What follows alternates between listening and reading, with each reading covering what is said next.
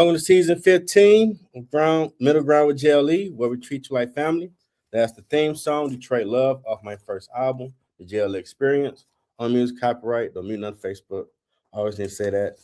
We got another amazing guest for you today. We have emotional mastery coach for high-performing leaders, public figures, and celebrities. Help you regulate under pressure, lead with presence, and protect your peace while you win. Author, speaker, writer, Red Carpet Business Expo Chief Executive Officer, Lisa Drew, ED. D, or Dr. Lisa Drew. Welcome to the show. Thank you, thank you, thank you. Awesome intro. I'm happy to be here. Got to bring you out right. I know. I'm loving it already. First question, what led you to this path?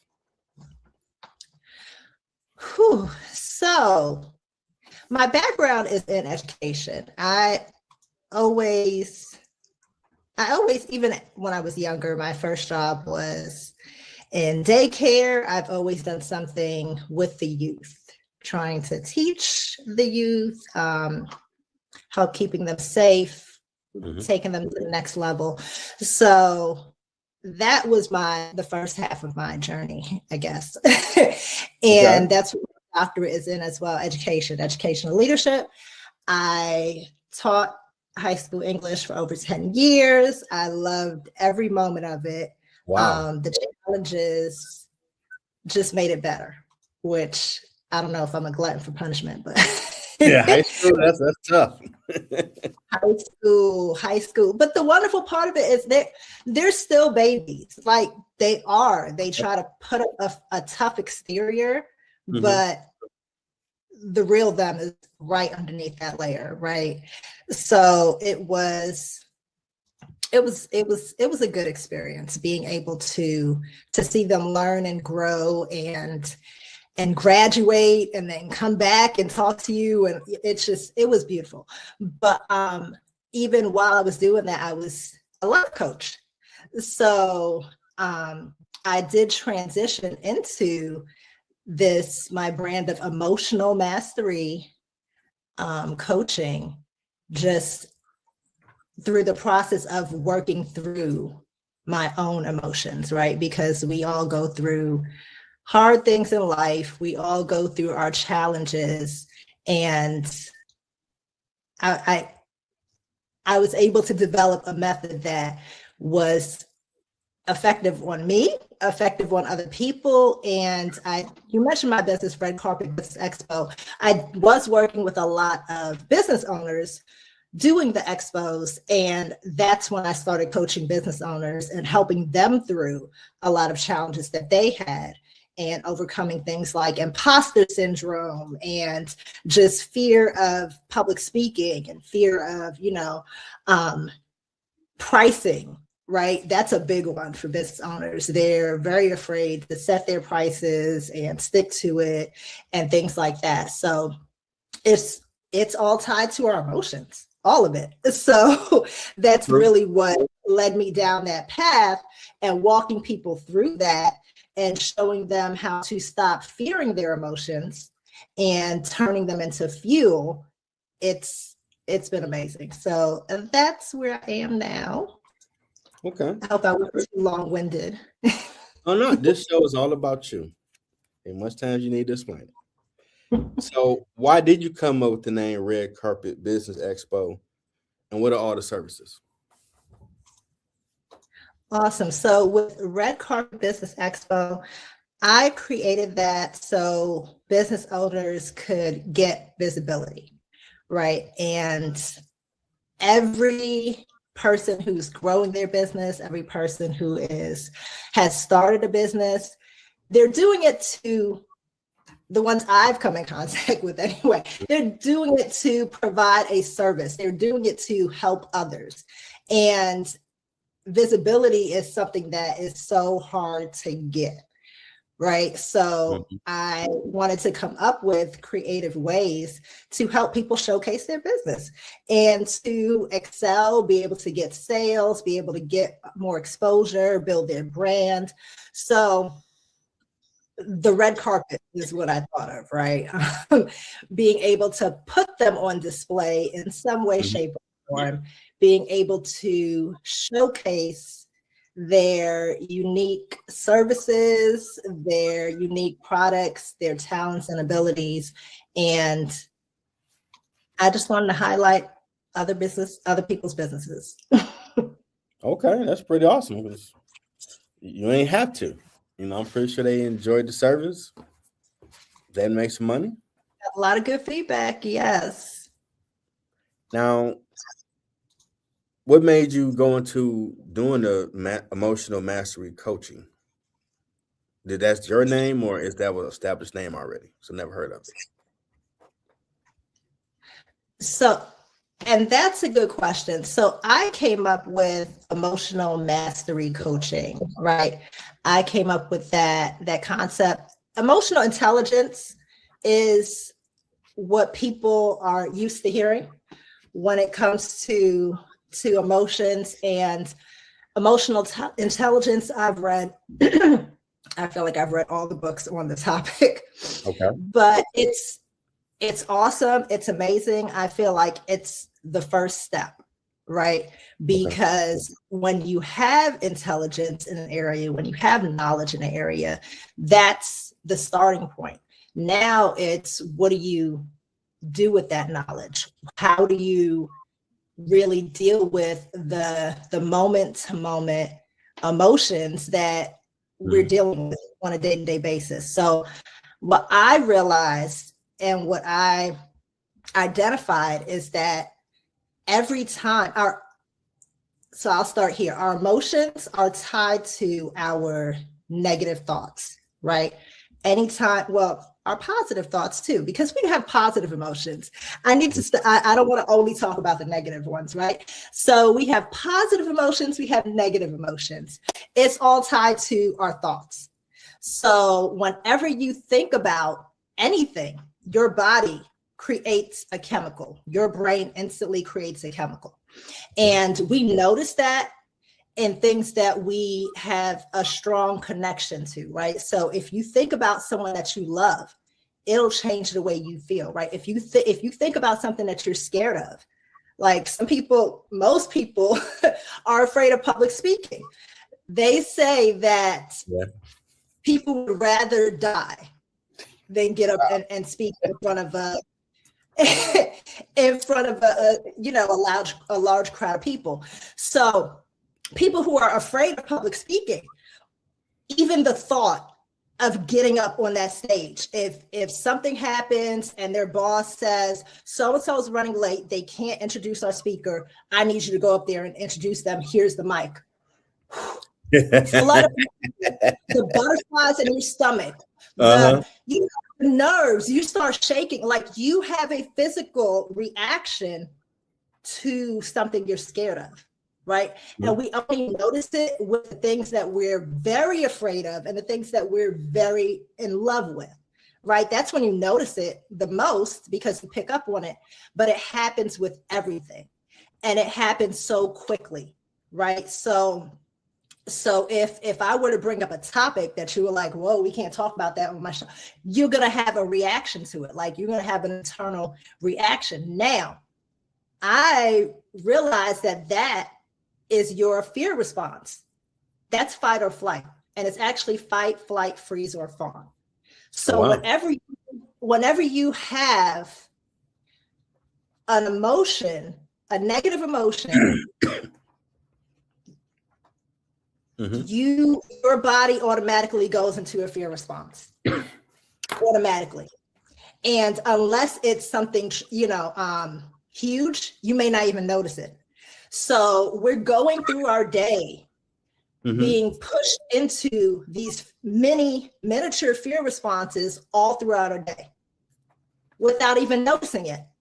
And by the end of the day, you feel exhausted. By the end of the day, even if you haven't really done anything, because all it takes is a thought. You're not actually in danger, but your brain doesn't know that. Your body doesn't know that. Your emotions are instant, and that fear response happens without you even realizing it. And that's something that takes a while for people to really grasp, especially men, right? Because they're like, I'm not scared of nothing. I wasn't scared. You don't have to be scared. It's not a logical thing. It's an automatic, just instinct, type of thing. So I teach people how to, first of all, come into awareness about when you're going into that response, becoming more aware, becoming more in tune with what's going on in your body, your mind, your spirit, all of that, becoming more in tune with yourself and when you go into that response. And I teach them different, quick and quiet breathing exercises that you can do to bring yourself back to reset your fear response. And then things like reframing is very powerful, because oftentimes it's not what's happening to us that's the bad part. It's the story we're telling ourselves about it, right? Because, we've been on this planet for a while. It's a lot of things that happen that end up being, it seems like it's the worst thing ever, but we figure it out. We find a way through it. We find a way around it, depending on the story you tell yourself. And two people could grow up in the same household, right? Could be abusive parents, could be a bad situation. One person tells themselves, this is the reason I'm not going to be like that. I'm going to be better for my kids. I'm going to be better for my family. The other person tells themselves, the reason this happened to me is because I'm not worthy of love. I'm not good enough. And both people will end up being right. Both people will end up living out the story that they told themselves. So that reframe in that moment when you're trying to bring yourself, back to calm, that reframe is so important. The story that you tell yourself in that moment about what's happening is going to change the outcome. Because we can't always control what happens to us, but we can control what happens inside of us. A lot of people tell you can't, but you can. You can. And that's my journey. That's what I help people to do. And it has been amazing since I've been on this path. It's awesome. Now, what are the differences in coaching celebrities, public figures compared to everyday people? Not much. Okay. Everybody is the same at their core. And you see it too, right? You see it in the situations that they get themselves into. It's a lot of the same, and people are, usually in shock and in awe, and people have a lot to say when public figures get caught up in scandals, right? Because we think that they're different. We think that they have something figured out that they don't have figured out. We hold them to a different standard. So, I mean, there are some differences in terms of, they're generally asking and trying to find out, how do I stay calm, again, in front of a large crowd? Or how do I, make this decision? But the process is the same, because our nervous systems are all the same. So they're not that much different than everyone else. We're all human. So it's the same process. They may come with different questions or different challenges, but it's the same method that I teach to when I'm working with a parent who wants to stop parenting out of a fear state, right? Because if you, I know as a parent, I used to parent out of fear, and I still feel that coming up. And when I say that, when we see our kids, and I hear one of my kids about to come downstairs, when we see our kids make a mistake and we're correcting them, 9 times out of 10, we're correcting them while we're feeling worried for them. We're correcting them while we're feeling like, did I fail? Did I do something wrong? You know, we're correcting them, and we're in a dysregulated state. We're upset. We are scared that if we don't find a way to fix this, they're not going to be successful, right? But if we parent from that state, if we lead from that state, if we, you know, if we're on camera in that dysregulated state, it's going to show. It's going to show. And the kid is going to feel, they're not going to feel the love that you think you're expressing. They're going to feel that you're upset. They're going to feel that you're fearful, and they're going to become more fearful. They're going to become more anxious. And that's a big problem with our youth of today. A lot of them are just so anxious and nervous about everything, but they're getting that from their environment. They're getting that from their parents. They're getting that from the teachers. And I can say that because I used to be a teacher. The teachers are fearful because if you don't learn this, it's going to look bad on me. If you can't pass this test that we're about to take, they're going to think I did something wrong. So it just kind of snowballs and keeps going. But it's the same method for everybody, because it's the same pattern that's going on in everybody. Okay, because I mean, I guess regular people, you'll look at it. You worked that hard to get all that, and you did what to jeopardize it? That don't make sense. But we still make they're sense. a regular person too. Yeah. They're still a regular person. And when you get upset, you get upset. If no one really taught you how to, I mean, we're taught just don't do nothing bad. Okay, but what does that mean when your emotions are raging? Yeah. And you're in fight or flight? Like, that's everything in you is saying to fight. And that can be verbally, that can be physically, that can be, you know, that can be in so many different ways. And then it's like you get overwhelmed. You get overwhelmed, especially when you're not dealing with the little things throughout the day, especially when you're not dealing with the past issues too. But that's a whole another story. A lot of people ain't dealing with it builds up over time. Yeah. What made you become an author? So my background, I told you my background is in education. So I taught English, and I don't know, I love writing. I love teaching through writing. And I also felt like it was a really good way to explain these concepts. Okay. Actually being there to explain it, right? Because I want people to be able to to pick up a book, to pick up one of my workbooks or one of my books or whatever it is, and be able to understand the completeness of what I'm teaching.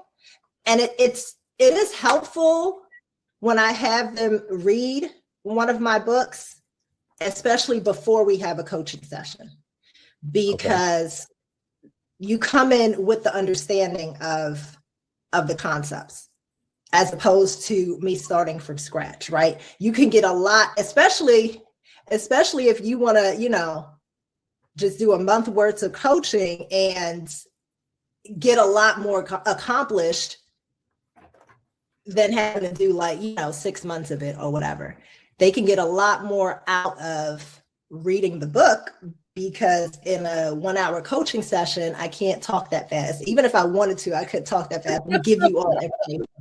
So again, if they read the book, they have the knowledge, they can even come in with specific questions, or, you know, or say, well, I saw this part. Can you explain that more and teach me how, you know, walk me through applying it, as opposed to I'm starting everything from scratch. And, you know, it speeds up the process for the client.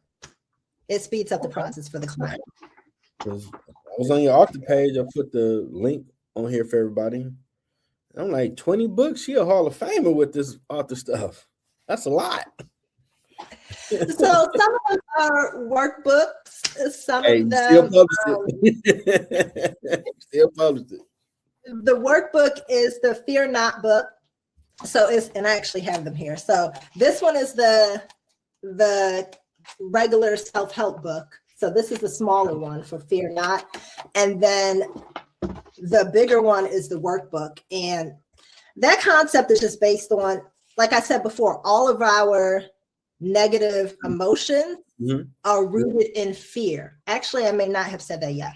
All of our negative emotions are rooted in fear. So if someone has imposter syndrome, that's fear that people aren't going to believe that you should have the position that you have, right? If someone has, negative emotions about love, that's the fear that you won't be accepted, the fear that someone's trying to take advantage. It's all rooted in fear. So it's there are exercises in it, there are strategies to help us to not go into that fear response as often, to do those mindset shifts, to do the work beforehand, and it helps us to just feel calm and peace throughout the day. That's what a lot of my clients tell me. They're like, okay, I just felt calm. And I'm like, yes. Yes. Now, I see you went to Hampton University. I did. HU. What was that moment that's have you say, I want to be a teacher? Because everybody ain't called to do that. Some people just, I'm taking the paycheck, shut up, do the assignment, but to really care and put that nurturing and so into a student so they can become better, that's a superpower. Is it? Yeah, super. I know why you say that. I just, like I said, even my first official job when I was in high school, I was a camp counselor. I just always wanted to, I was always around kids, always helping kids. I know it sounds corny, but I really feel like the children are the future, right? It is. However, whatever they do, good or bad, that's going to shape where our world is heading. That they're going to, and I have kids myself, so I have 3 children, and it's also shaping the world that they're going to live in, that they're going into, right? So I was definitely not the teacher who just won the paycheck and and went home. My students used to tell me, you're doing too much. You're doing too much. I made a sign. It was on cardboard, and I decorated it, and I put it on the front of my desk. And I was like, it's not that I'm doing too much. You're not doing enough. So I would play with them. I would, I would joke around with them. But yes, I did too much. I made them write those essays. I made them learn how to do their thesis statement. I made them learn the difference between connotation and denotation. And if any of them come across this video, they're going to have so many comments underneath this video. You sound like my she was, we couldn't stand her back in 96, but we got out of school, went to college, like, English, easy. I guess Miss Thompson, she put us through hell, but it made us sweet. And I wasn't trying to put them through hell.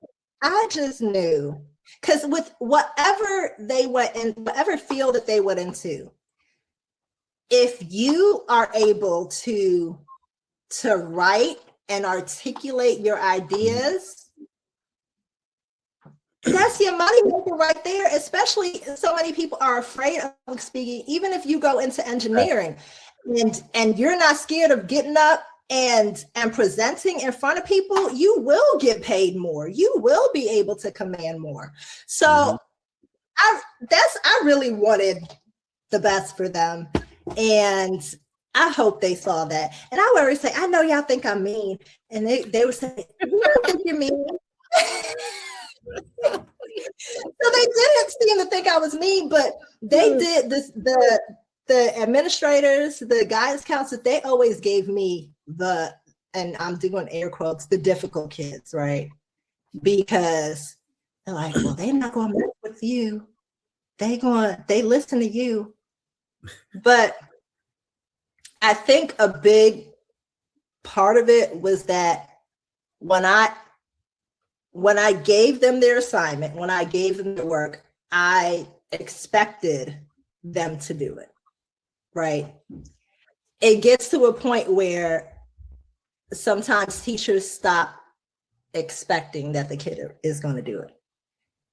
And that comes across with the way you give the assignment. That comes across in the way that you speak to them, the words that you end up choosing, right? Even because I, like I told you, I have children now, so I speak with their teachers. I speak with other teachers who are still, I still have coworkers that I talk to, and a lot of them are just like, these kids nowadays are just lazy. These kids are just lazy. And if that's and I know why they're saying that. I know the root, right? I understand why you're saying that. But if you expect them to be lazy and you expect them not to listen, that's what you're going to get. And it is hard to go in there every day and expect them to do it, but you get a different outcome. Does it work every time? No, but it's going to work more than you just treating them like they're lazy. And yeah, you don't give up. Yeah, you don't give up on them. Shout out to the teachers, because some kids need that, because they probably dealt with people that have given up on them. So that you want, like, nope, you can do it. We're gonna sit in this classroom until you do it. And they see, they probably get her like, hey, that catapulted me to becoming who I'm supposed to be. Hopefully. And I've seen it in a lot of the students, but they did always tell me I was doing too much, because I wouldn't let them slide. As she told you, that's the crazy part. We used to complain at the trade library, like, man, why we doing all this 15-page Julius Caesar crap? This sucks. All right, we done training. Now let's get to work. Let's fix it. Let's do it. Turn it in. But shout out to Miss Constant, man, because Wayne State English, like, man, what? Man, I can write 10 pages freestyle. What you want? Yeah, but she believed in you, and you felt that. Yeah. I ain't gonna lie, I did break free senior year. Like, I had enough honors, and I just want to be free, just get my degree, put my feet up a little bit. But Jeff, you done gave me enough. Trust me. And the bad thing they did too, all the kids that had regular, not really challenging English, they gave all them her. I'm like, people had to go to night school to get that English 7 pass, because she was throwing out F's like cakes. Because they weren't prepared for that level of work. So teachers, y'all superheroes, for real. Well, thank you. I appreciate that. Now, I really do. Oh, for real. Now, what do you like about doing the workshops and speaking events? The transformation. Okay. I enjoy taking the audience on a journey. Taking them on a journey. So painting the landscape of where we are now, the skills that they're going to learn, and showing them the outcomes of how it could be once they develop and learn those skills. The journey, because a lot of people don't know that there's another way, right?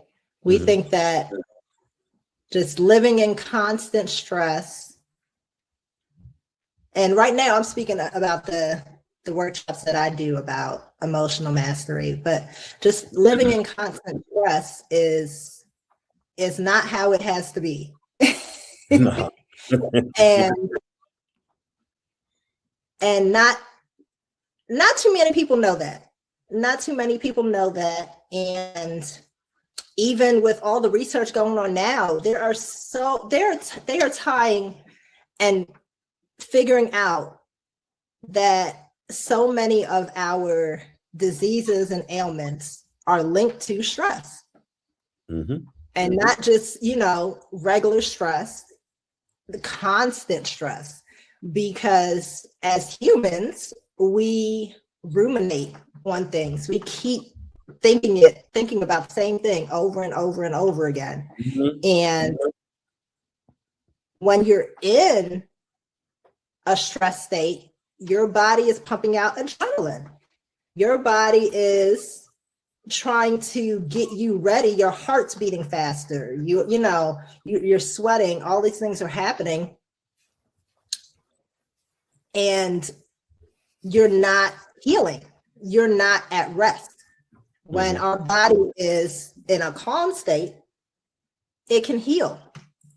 It can heal itself. So even on that level, where your health can improve, your relationships can improve, your leadership can improve, everything around it can improve. That's something that I love teaching people.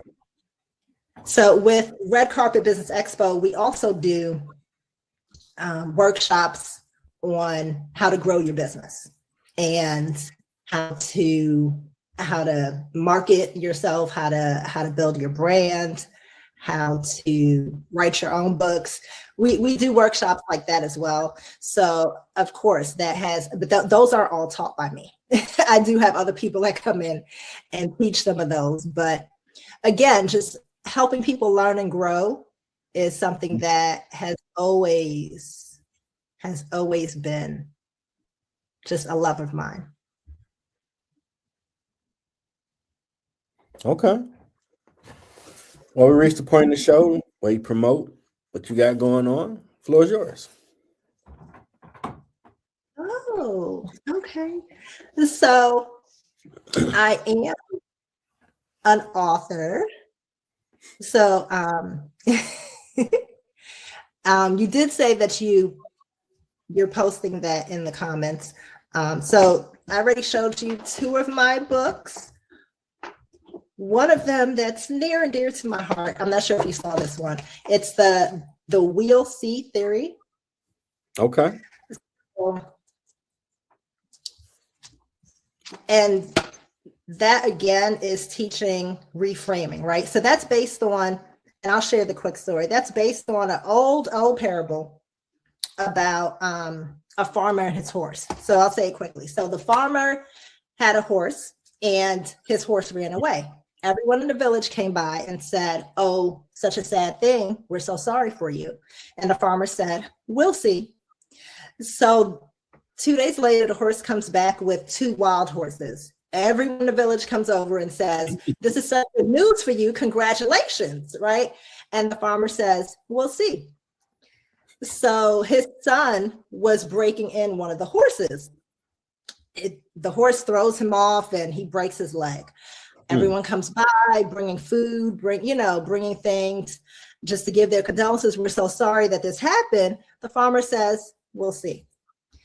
So a few days later, the army officials come by, and they are taking all of the able-bodied young men to go off to war. Now, the farmer's son didn't get taken because he had a broken leg, so he couldn't fight. So everyone comes by and they say, they're giving a report, so-and-so got taken, or, my husband had to go, my son had to go. And they're like, "Well, we're happy for you that your son got to stay. This is such good news. And the farmer said, we'll see. So the moral and the message and the different stories and strategies in the book just is teaching and explaining that sometimes we're too quick to assign a positive or negative meaning to things that happen in our lives. We love to say, oh, this is good or this is bad, right? And on the front, it says, don't curse the rain. It might be watering your next harvest. So it's again, that reframing part that I talked about, and learning that mentality and beginning to live from that mentality is going to help us not keep going into that fear response every time something happens, because we're not telling ourselves it's bad. Even if it looks bad, you don't know what the outcome is going to be, right? And even with COVID, right? So I'll bring that up as an example. You know, there are so many horrible things that happened with COVID. I lost family members. So many people lost family members, but when you speak to each of those people, there were good things that happened too. I mean, you know, I don't want to get into too many examples. I know we're late on time, but there are so many good things that happen. A lot of families said that, you know, they were able to get closer together. They spent more time with each other. They found out ways to spend time with each other that they hadn't done before. It's so many different softwares came about where now you can do business in so many other countries a lot easier, because you used to feel like you had to do everything in person, but that totally shifted. A lot of things shifted. A lot of new types of businesses were formed. A lot of this, a lot of that. So yes, it was negative. It was traumatic for all of us, but if you focus on the negative, that's going to put you in a certain state, which I'm very, I can talk about the law of attraction and that whole thing for hours. But if you stay in that state too long, you'll start attracting negative things to you. You're now exuding a certain energy, and that energy that you put out is going to come back to you. It has to. That's how all of that works. So it's just that mindset shift that helps so much.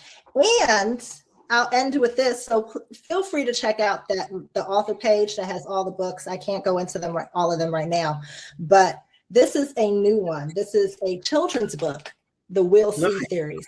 You see the farmer and the horse, and I have a young one. I have a 6-year-old. So this one came about because of him, and I am going to start sharing it with different elementary schools, because again, emotional mastery is something that the kids need so much as well.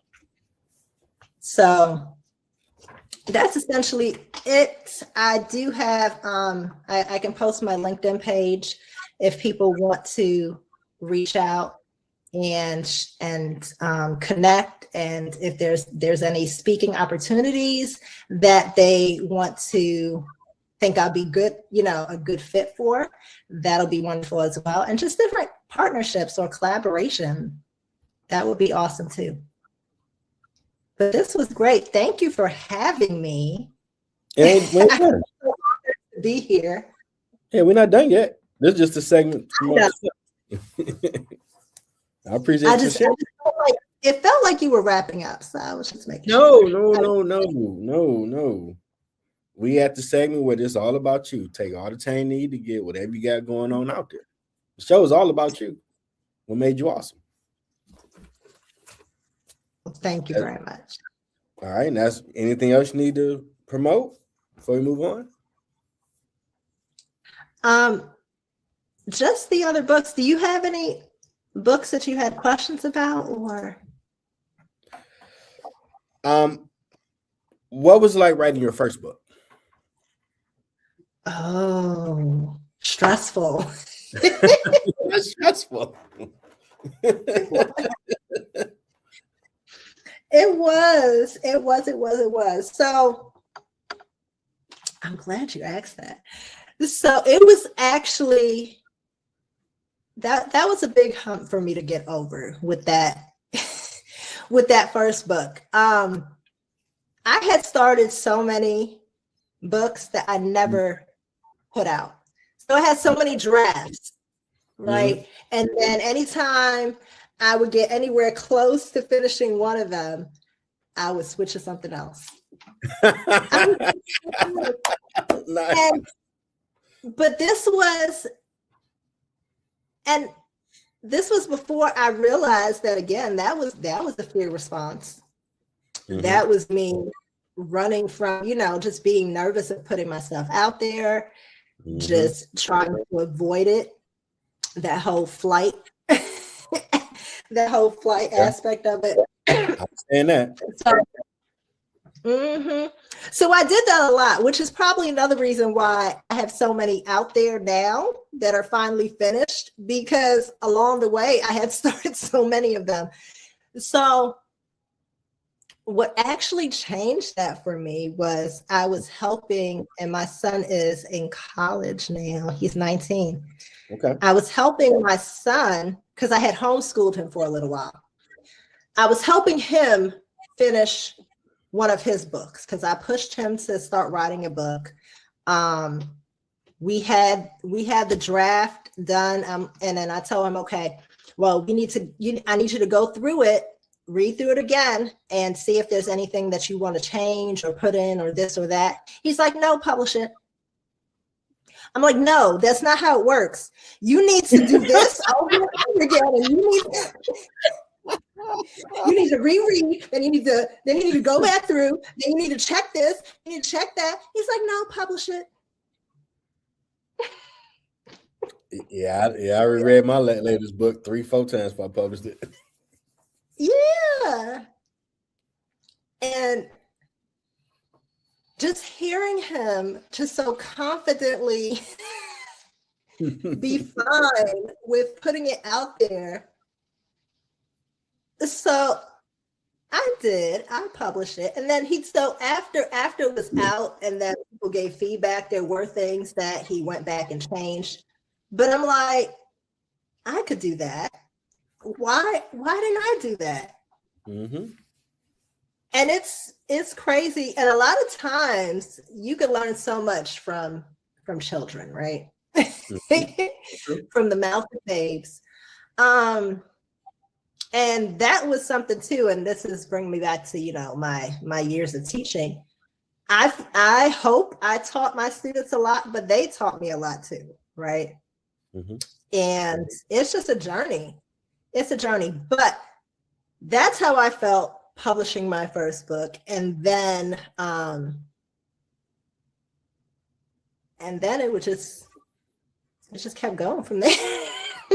After I got over that initial fear, which is something that is something else with the whole fear not and switching your mindset, because when we finally face whatever fears we have, we realize it wasn't that scary to begin with. Like, the thoughts that we had about it were scarier.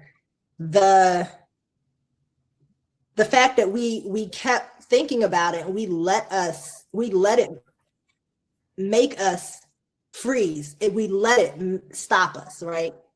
That was the worst part about it. When you actually do the thing that you're so afraid of, you realize it wasn't that scary. And I don't mean dangerous things. I'm sorry, go ahead. What was your emotion right after you hit send for your first book? It was a rush. Okay. It was a rush. Shock. Like, wow, you actually put that out there. Okay. It was still some fear. It was still some fear there. So I do the self-publishing through Amazon. So what's good about that is that it doesn't actually publish it right away. It No. goes through their checks and their, Mm-hmm. excuse me, and their whole system. But I do feel like what made me feel a little better about it was that I knew I could always go back and re-edit if I needed to. Right. Mm-hmm. Because even now, some people, people leave comments and say, well, it should have had this. And I'm like, well, here you go. I'm a change, and I'll go and redo whatever whole section. Cause I'm like, if that'll help the people understand it better, then thanks for giving me free advice about if I get a bad review, then that's not, I paid for it that way. It's not really free advice, but I still go back and edit. I still go back and add stuff or change stuff. So I'm still obsessing over them, but they're out there. They're out there. Yeah, because it's a different feeling when you do it. Because I've been told. Yeah, how did you feel the first time? Well, I was procrastinating because I wrote it in less than 2 weeks back in Nice. 21. But I wrote about getting my degree and some most inspirational quotes. But in telling my story, I attempted suicide in high school. Like, no one knew. So I'm like, you put that in there. Oh, I ain't publishing this. Oh, never publishing this, but But God got on my head months later, like, you need to put it out here. Amazon got some go research it, and I found the KDP. I still was trying like this. I'm not gonna hit send. You just get a feel like somebody pulling your ear, like, okay, hit send. And it wound up helping somebody that I met on Instagram that really was about to do it. So that made me start looking at it ain't about you. Whatever gifts God, you got to put them out there to the world. But yeah, I was never gonna put that out there. Like, oh no, they're not gonna clutch my imaginary pearls. They don't need to know that about me. Oh no. But now it's like, okay, well, what I need to write about now? What's this story about? What's this about? And some people still are paralyzed. To me, it's like paralyzed to write. Just write it down and put it out. But that's a great fear for some people that are writers. Like, wow, I really want to do a book. Like, just go ahead. Oh no, it ain't hard to start. You can talk to technology, it'll do it. No, I can't do it. Like, wow, some people really ain't ready for that next step because it's going to open doors in you to do other things as well. And also that. Go ahead. No, I was going to say that's that fear response. They're stuck in that fear response, which I didn't realize that's what was stopping me before. Yeah, because you got 5 out here. You deep in these streets. You're doing half court like Steph Curry. I'm like, get that one. You have 5, don't you? Yeah, I got 5. You got 20. Like, oh, see, I got to get on her level. Now, what has been your biggest challenge on your journey? Whew. That is a good question. So I would say that my biggest challenge is learning how to master my inner world while building my outer one.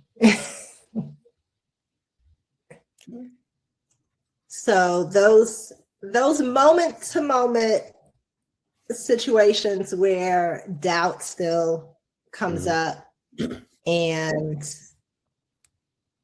feeling like you have to juggle it all.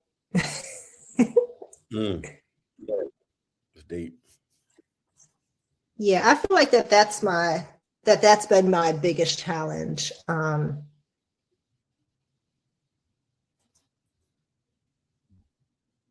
Okay. But I feel like I also turned it into my biggest power because I feel like I had to get good at at juggling it all and not allowing it to overwhelm me, if that Okay, makes any sense. I get it. I feel like it was like, okay, well, either I'm going to figure this out or it's going to mess me up, right? Mm-hmm. Either I'm going to learn how to swim over this wave or I'm going to get drowned by it. It was like a sink or swim moment.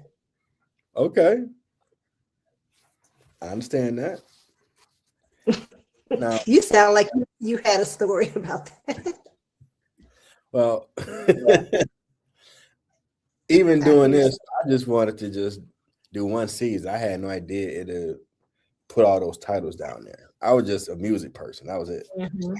And once I started doing this, which wasn't to interview anybody, and to see now over 300 some episodes, 15 seasons, you couldn't tell me that when I was about to graduate in 2020. You're going to be doing this. Like, no, I'm doing music and maybe something else, but I ain't trying to interview. I'm an introvert, extrovert. I don't like people like that. No, I won't talk to them like that. Can't do it. It's amazing. I do music. I only tell people I sing. Like, I ain't doing that. So to see the growth, like, wow, Yeah. I didn't see that. Some people like we saw that in you, but you just weren't comfortable really being you. So I understand that because you got to find that comfort. Nice. Yeah. That's Now, true. in your words, what's been your biggest impact in the community?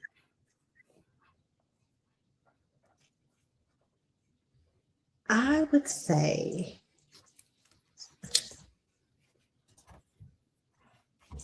my biggest impact has been working with business owners and helping them get over their fears, because I've also seen the impact that they are able to have on others. Okay. So I feel like that's probably why I want to work with business owners and CEOs and people who, and I've coached principals and assistant principals as well. Just they reach so many others, so that by me impacting them or teaching them strategies that make them better, I know that they're out there making other people better as well. Okay. So that whole each one teach one,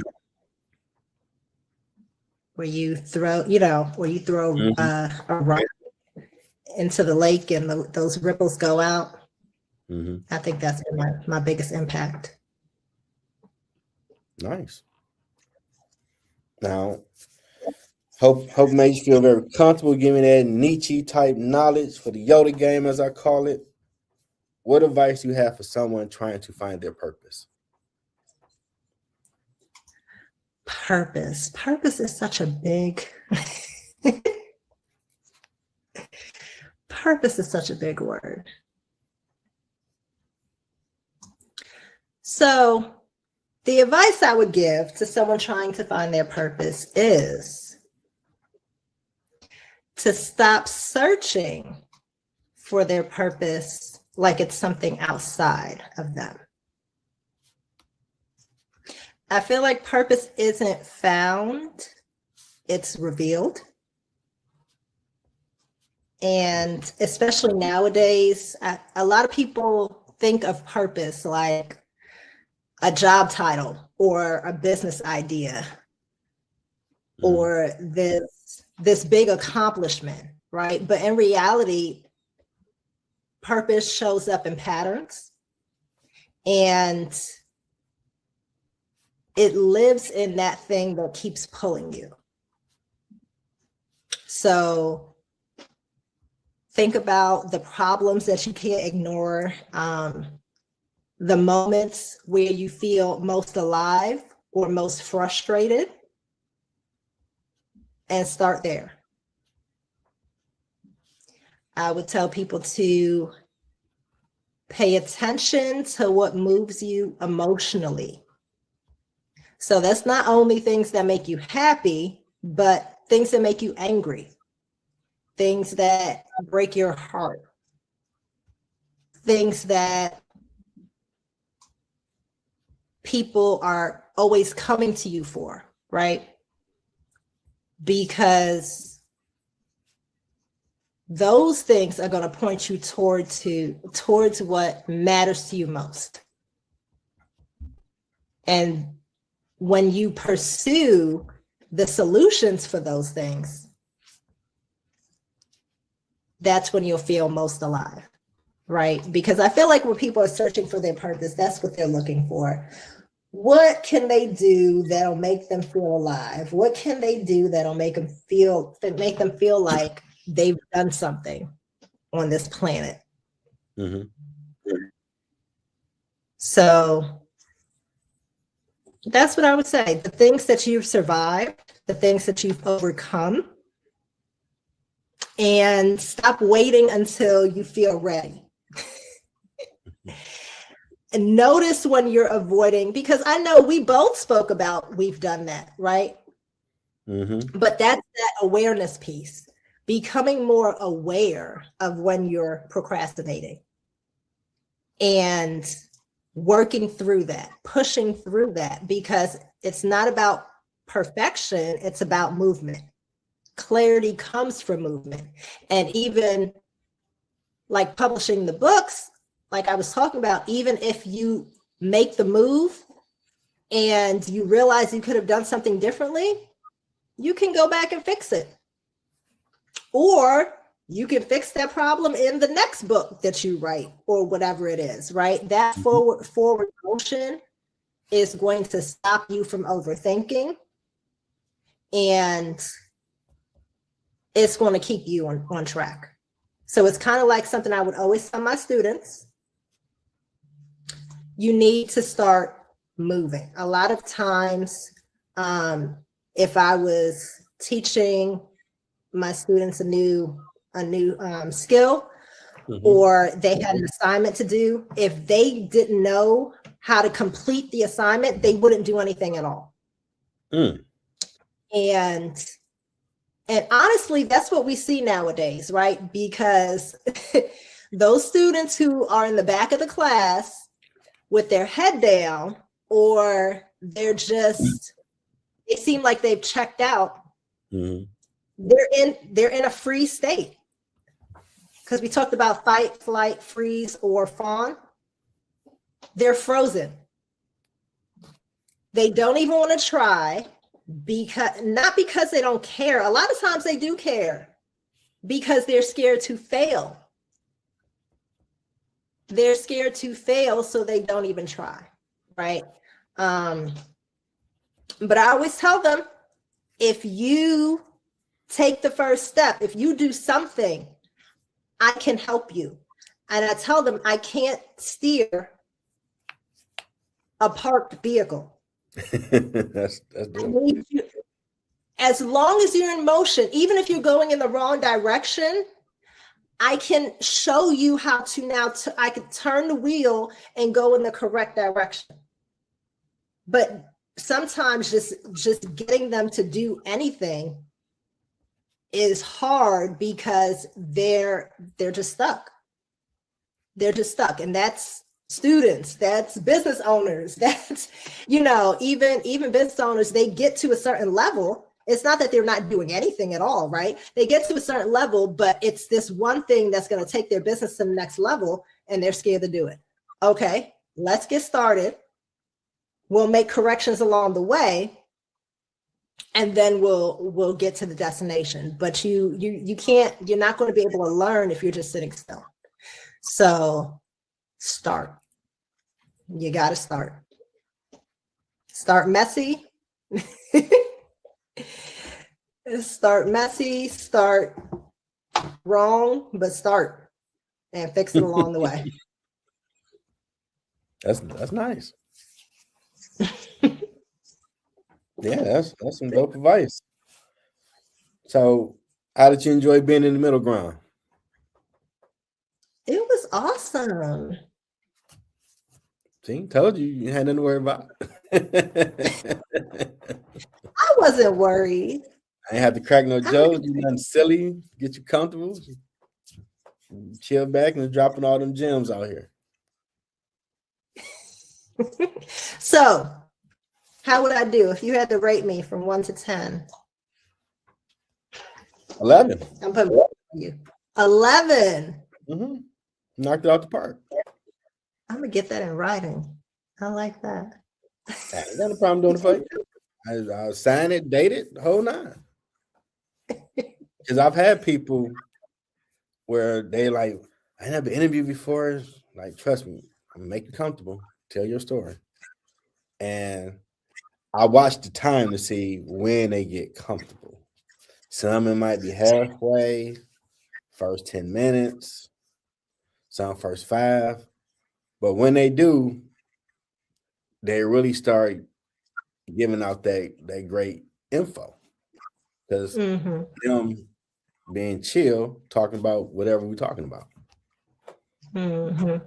So I've yet to have someone I have to make jokes, do something crazy, silly to get them comfortable, but I will. Because the goal is to get the best advice for that last question while I celebrate what they've done to be awesome.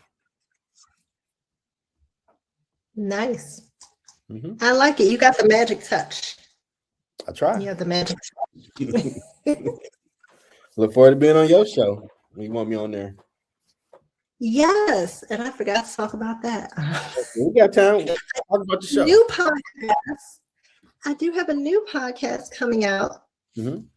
It's gonna be called the Lisa Drew Podcast. I know it's not very It's an awesome name. I was going back and forth about names, but I've decided upon the Lisa Drew Podcast. The Lisa Drew Podcast. What's the content? So it is going to be about emotional mastery. It's going to be about life coaching. And I am going to merge it with Red Carpet Business Expo and then also have business owners on there so that they can talk about their path to emotional mastery. Nice. I'm going to try to weave it together. But mainly it's about helping people to overcome their fears, overcome their challenges so that they can accomplish their goals. And then honestly, it's a lot of people that I meet who have accomplished great things, but they're not enjoying what they've accomplished because they're stressed all the time, because they're fearful that something's going to happen and it's going to get snatched away. So that's part of it as well. The journey, the emotional journey, the inner work. So when's coming out? So we talked about it. I did my first interview last week. Okay. So I'm going to post that. I'm going to post that Wednesday. And where can we find it? YouTube right now. Okay. My YouTube channel. So I think I should be able to post that like in the comments. Is that how this works? Yeah, what's your YouTube channel?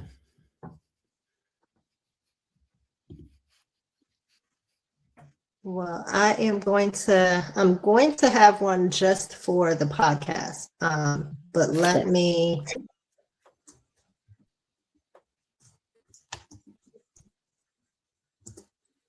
I could give you the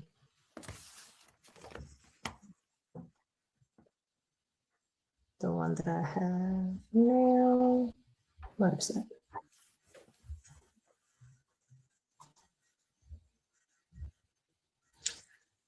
And then I am going to also have it on Podbean. Okay.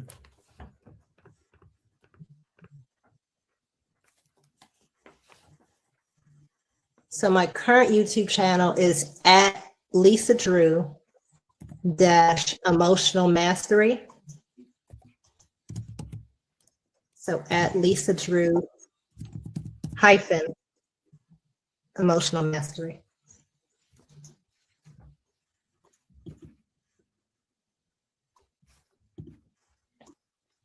That it? I spell it right? That is correct. All right, I switched the banner so that could be added on the screen. That is perfect. Lisa Drew. So feel free, guys. I know you're on there already. We followed each other, but anyone listening, feel free to subscribe, like, comment, provide feedback. If you have any suggestions about what you want to see for future videos, I take suggestions as well.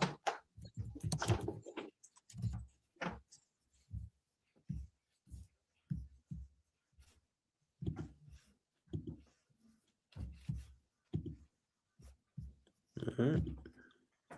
There we go. And that'll be across the screen.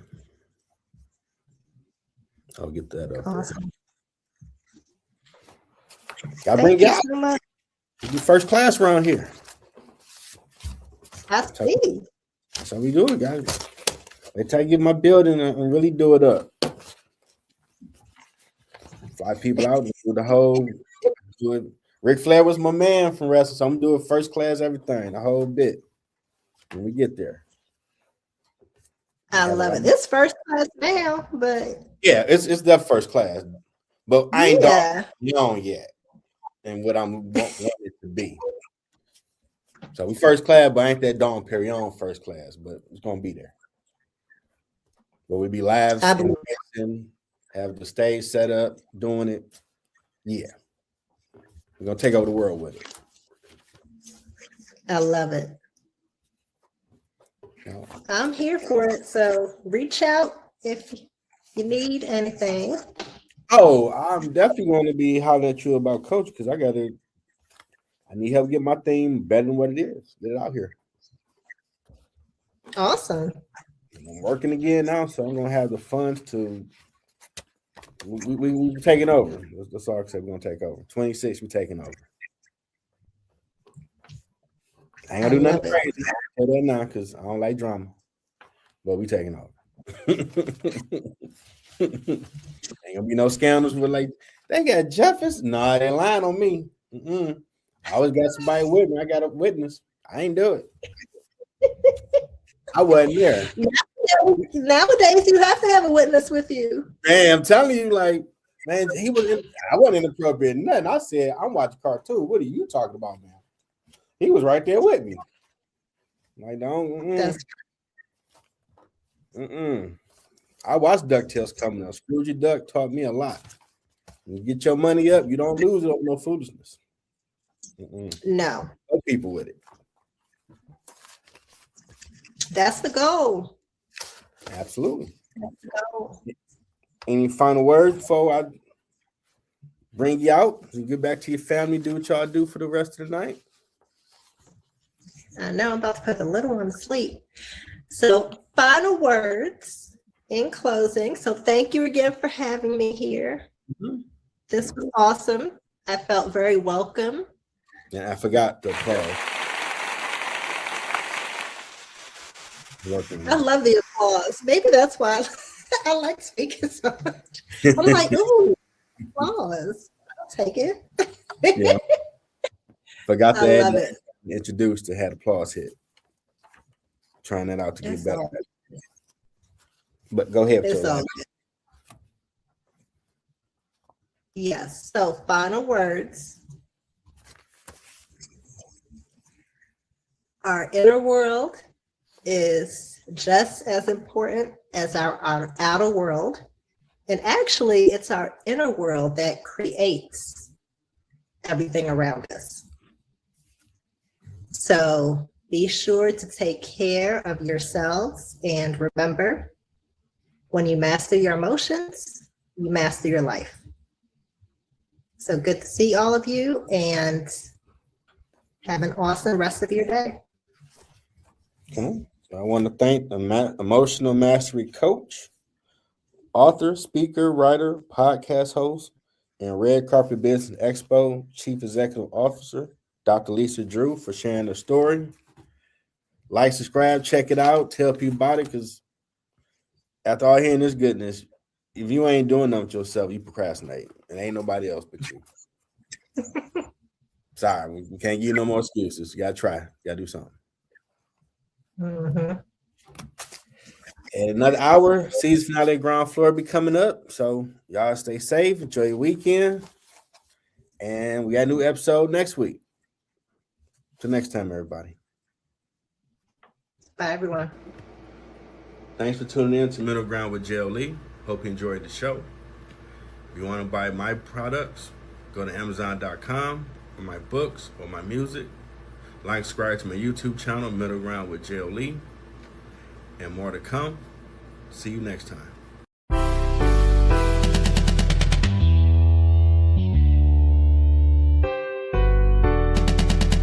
Detroit, welcome to the D, baby. 3-1